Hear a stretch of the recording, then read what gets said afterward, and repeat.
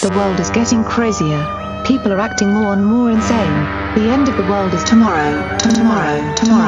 There's only one thing to do when the world is falling apart.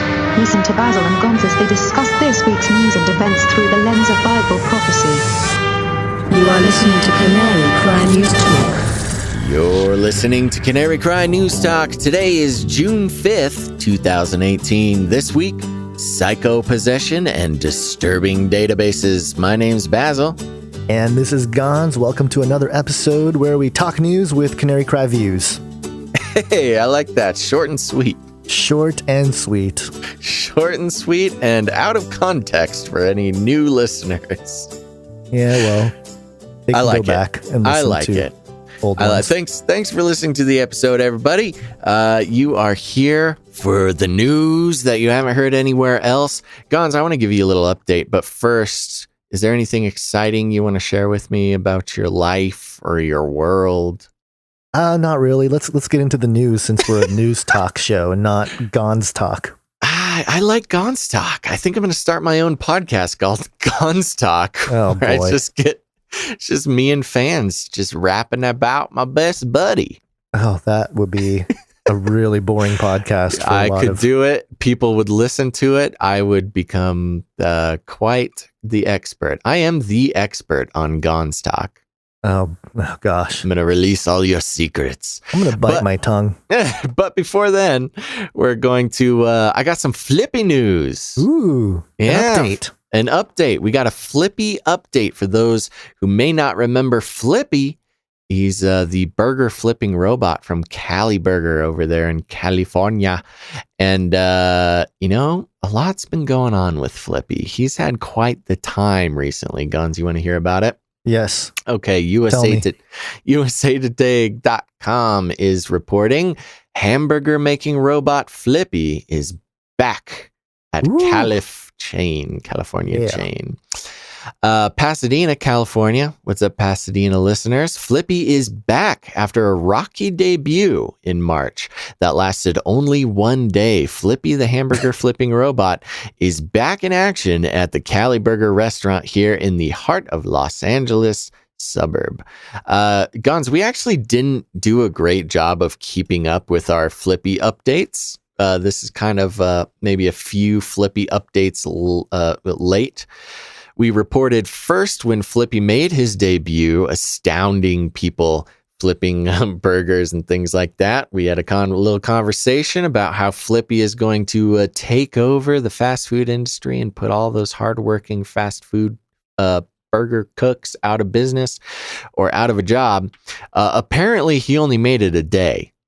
I don't remember if we actually reported on that part of it, but I do remember one of the angles they were trying to push the last time we talked about it was that, hey, the Flippy flips burgers, but we still need people to put the buns on the grill. Well, that was their sale. That was their selling point, was like, look, we're not trying to put anybody out of a job. We value human life and sustaining that and everything. The robot's just there to help. But let's get into this article here and we'll learn a little bit more. Quote, now he moves like a ninja and is more reliable, says David Zito, the CEO of Miso Robotics, which created Flippy. Miso had convinced Cali Burger that a $100,000 robot could take the place of a short order cook who often quit after just working a few weeks because it is too hot in the kitchen.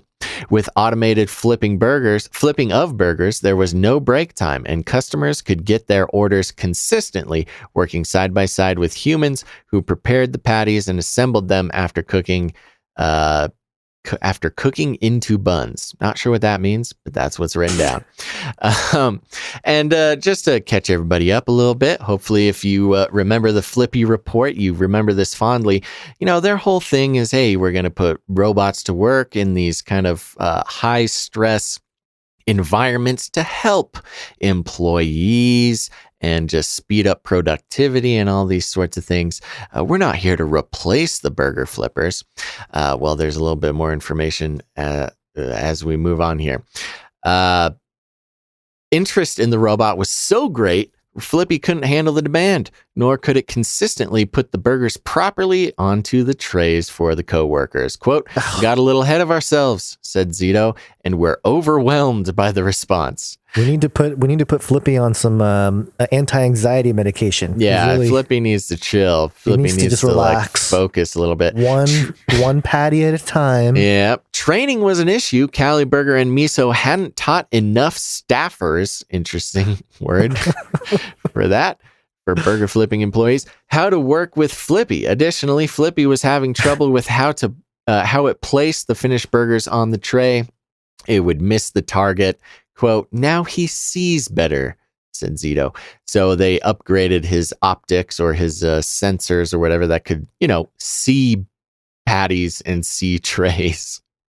I don't see a good end to any of this. The more robots come into society and like different jobs and stuff, this is all going to lead to just one massive anger fest bashing metal. It's going to happen, man. You better treat Flippy right or he gon' flip ya. Flippy gon' flip ya. So better treat him right. Thank you very much. So I'm going to try to make this long story short because we're already 6 minutes in here. This is a fun little paragraph. Flippy began operating quietly at the beginning of May. So they reactivated him at the beginning of May and has served every lunch since. 7 days a week. Since? 7 days a week for 3 hours a day. This robot has a pretty easy work day. That was really misleading. I know the entire thing. That was a little sleight of hand there. That was like anybody skimming would be like, "Whoa!" Yeah, I so know. Resilient, Flippy, but no. Nope. 3 hours a day is an easy job. Kind of like us. It's kind of like us recording one of these half-hour episodes takes us about 3 hours. I know people don't. Really, we don't pull back the curtain very often, but there you go. Moving on, because we have other stories to get to. Moving down the article a little bit, here's a fun paragraph. If the robots such as Flippy become more widespread, they risk cutting into one of the fastest growing job sectors. From 2007 to 2017, restaurant jobs that focus on fast food rose 40% to 4.9 million. Oh. According to the Bureau of Labor Statistics, or more rapid than healthcare, construction, or manufacturing. People, please.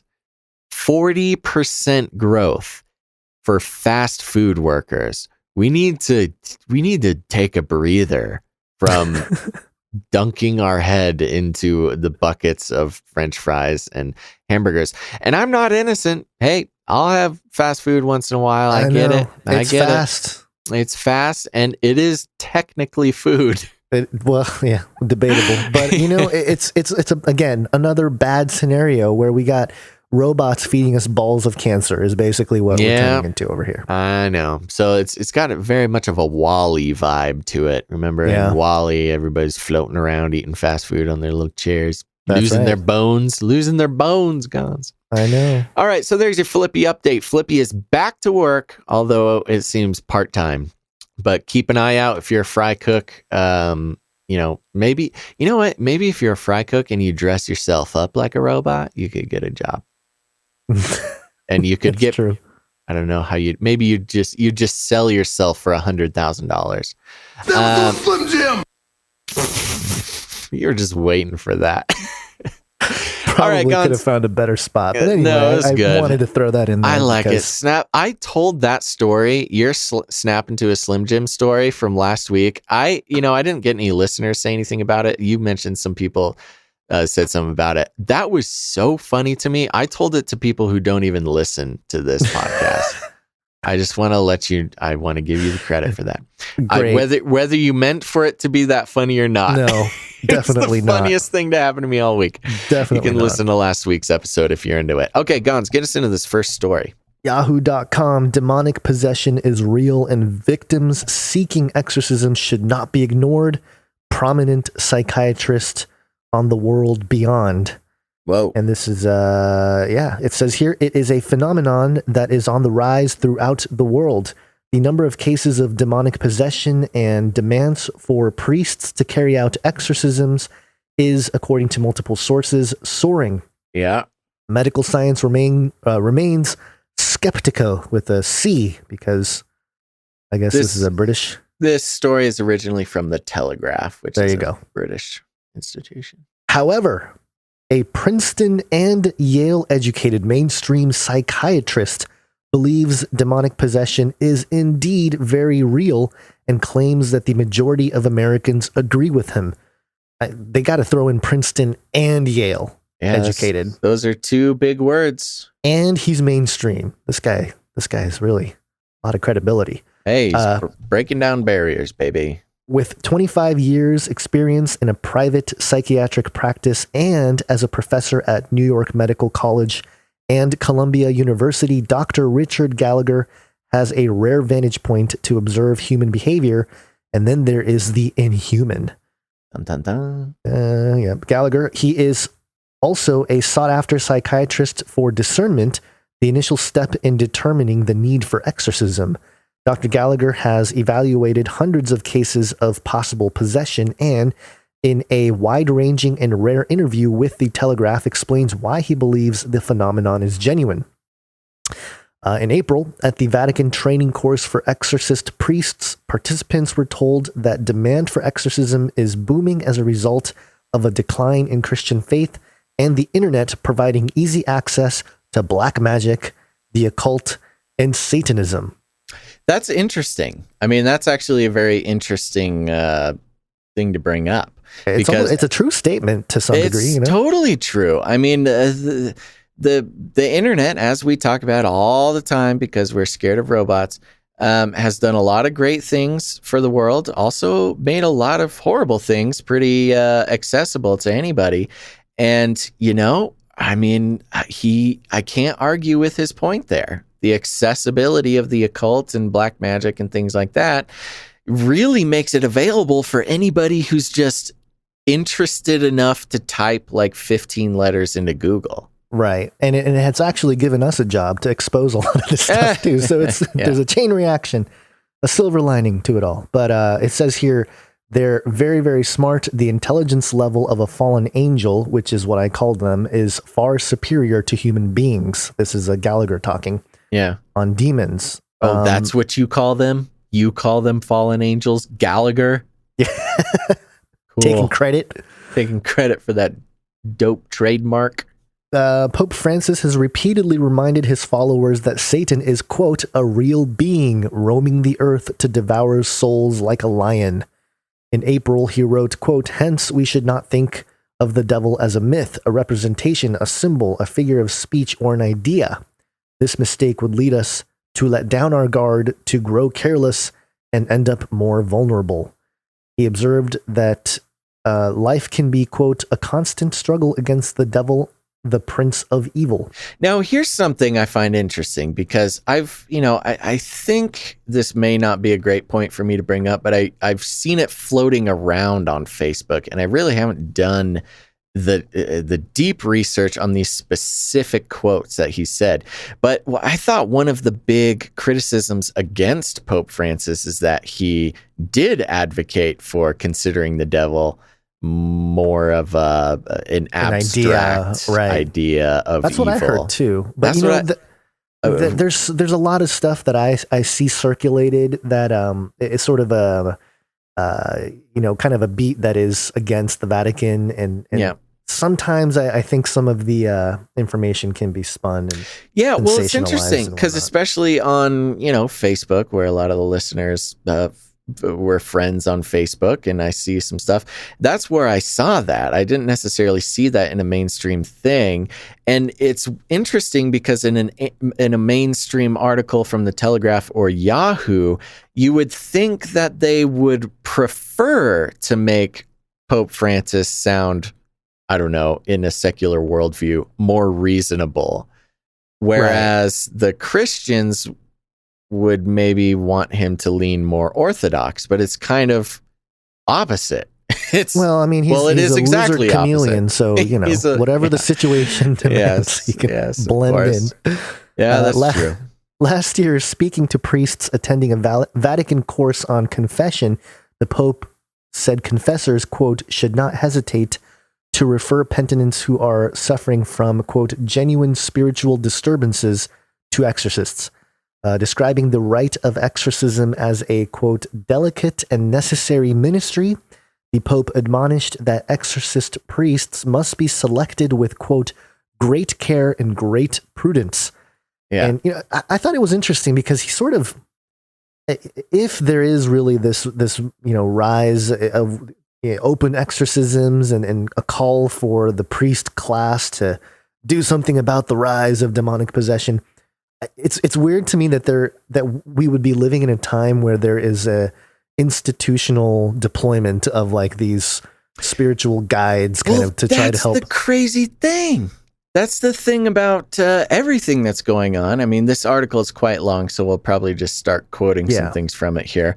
But basically, demonic possession, at least reported demonic possession or requests for exorcists from the Catholic Church, have increased dramatically recently. Right. And Gallagher gives some reasons, obviously, the abandonment of Christianity and sort of en masse, and the availability of occult teachings online, things like that, have opened up the doors for more demonic activity.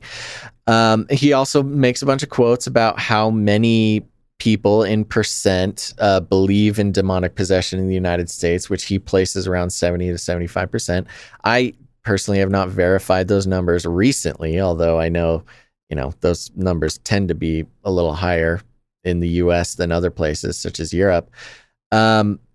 But I mean, we're talking Yahoo here. This is what we're doing. Where you look at the source. This is the Telegraph and Yahoo mirroring this article, and these are big mainstream places to tell these stories. I find it fascinating that they're trying to push this story that in years past, even recent years past, Christians and spiritual people of all types would complain about secular mainstream news ignoring the experiences with the supernatural. But now they're just blasting it out here.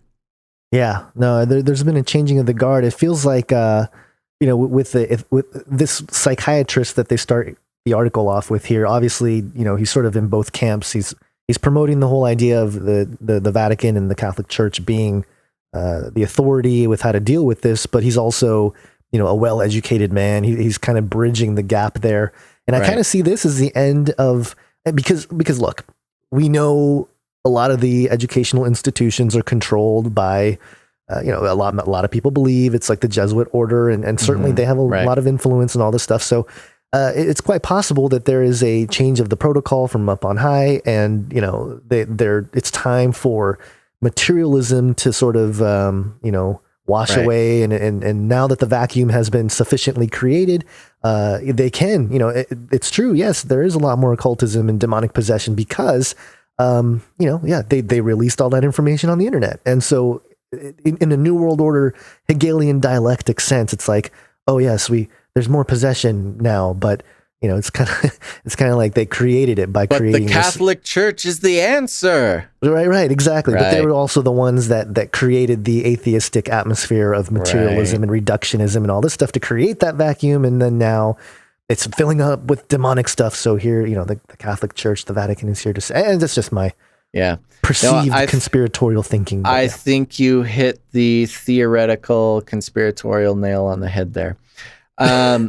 No, okay, and maybe we'll chat a little bit more about this on the extended report. If you guys are not yet receiving the extended reports, head over to patreon.com/CCNT, and there you can activate your access to the extended reports, where we have a little bit more of a conversation, maybe about the articles we talk about in this show, and we also bring some more very interesting stuff. Whoa, my cat just walked on the piano. I was going to say, what was that? That was crazy. Yeah, that was my cat walking on the keyboard. That was exciting. With the organ set up or something? It must have been, yeah. Anyways, we'll also on the Patreon be talking about a pedophile running for Congress, and also salon. So out and there. the singularity. But quick, we got to hit this next article, and it's pretty straightforward, so we're going to have a good conversation about this. Sure. This is reported on Forbes.com. Department of Homeland Security compiling database of journalists and media influencers. In today's installment of I'm Not Terrified, You Are. I love that name. I should watch this show. Bloomberg government reports on a fedbizops.gov posting by the Department of Homeland Security, DHS, with the relatively benign sounding subject, quote, media monitoring services. The details of the attached statement of work, however, outline a plan to gather and monitor the public activities of media professionals and influencers that are enough to cause nightmares of constitutional proportions, particularly as the freedom of the press is under attack worldwide. And, quote, attack is not hyperbolic. Every day, journalists face serious consequences, including physical violence, imprisonment, and death. A few days ago, the Committee to Protect Journalists launched its annual Free the Press campaign, blah, blah, blah. They're talking about journalists being in trouble here. Well, as part of its media monitoring job posting, the DHS seeks to track more than 290,000 global news sources as well as social media in over 100 languages, including Arabic, Chinese, Russian, and for instant translation into English, the successful contracting company will have 24/7 access to a password-protected media influencer database, including journalists, editors, correspondents, social media influencers, bloggers, etc. Later on in the article, they do make sure to mention podcasters in order to identify any and all media coverage related to the Department of Homeland Security or a particular event. Which means this is probably going to be cataloged. Hey, guys. This would be cataloged. Now, this just to put this all, it's kind of a long article, and we're running a little bit out of time here, but basically the Department of Homeland Security is contracting out an outside business to database and catalog journalists, social media influencers, citizen journalists, podcasters, all sorts of that kind of stuff. Sound familiar, Gons?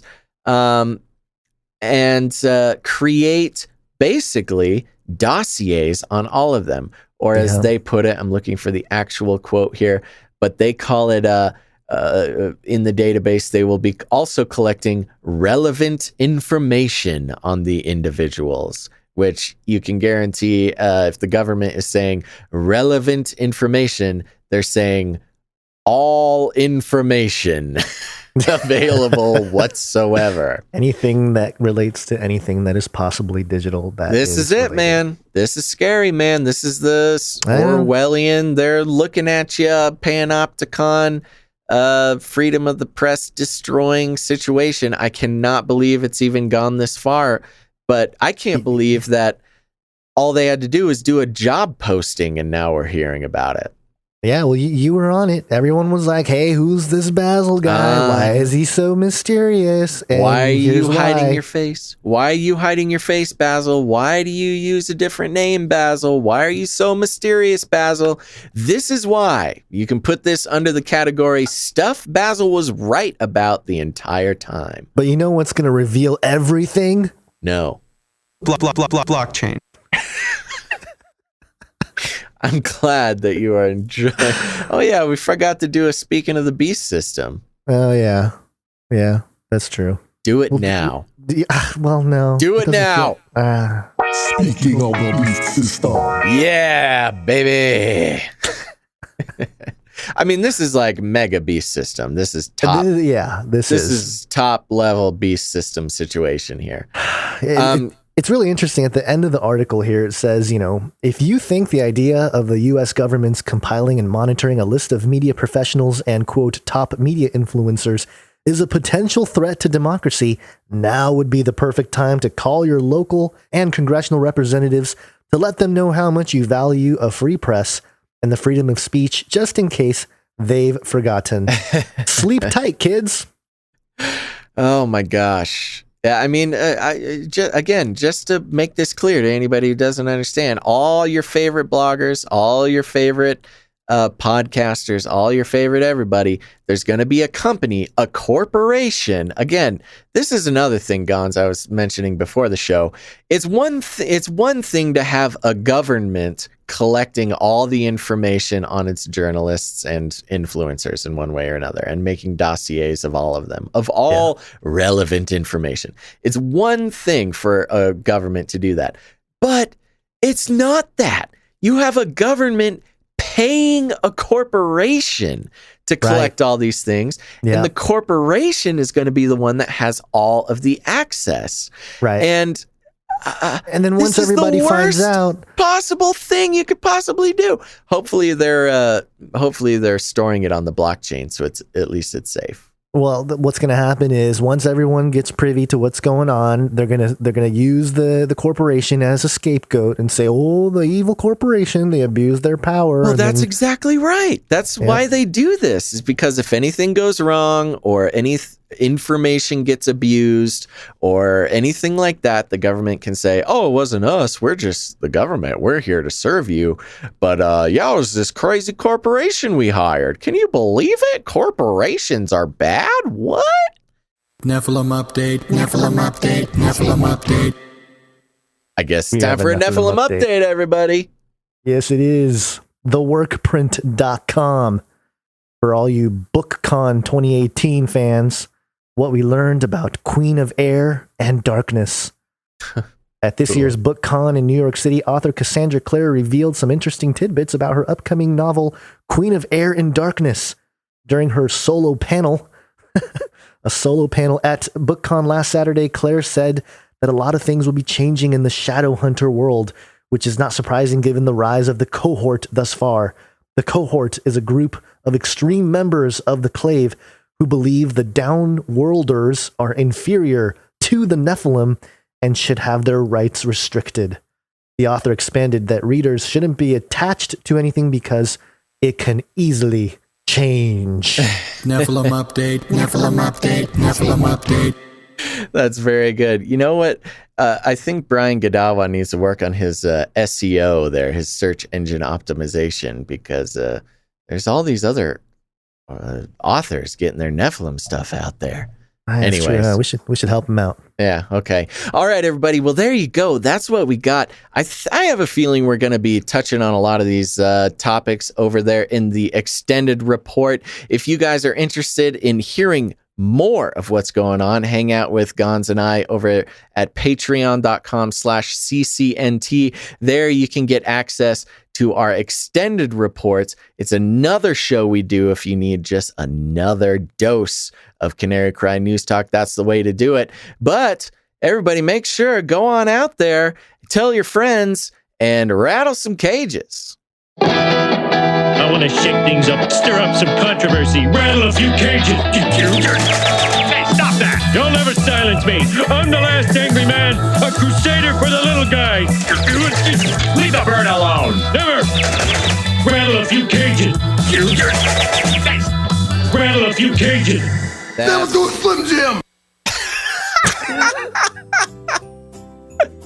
I like it. Oh my God. You had to drop that on me in the last few seconds of the show, didn't you? Yep. Well, there you go, everybody. Make sure to go rattle a few cages. You got friends, you got people you're talking to this stuff about. You got those friends who they specifically bring the weird news stories to you because they want to know your weird views on it. Let them know about the podcast, and then you guys will have something to talk about during the week. And make sure to tune in next time to Canary Cry News Talk. But until then, everybody, think outside the cage.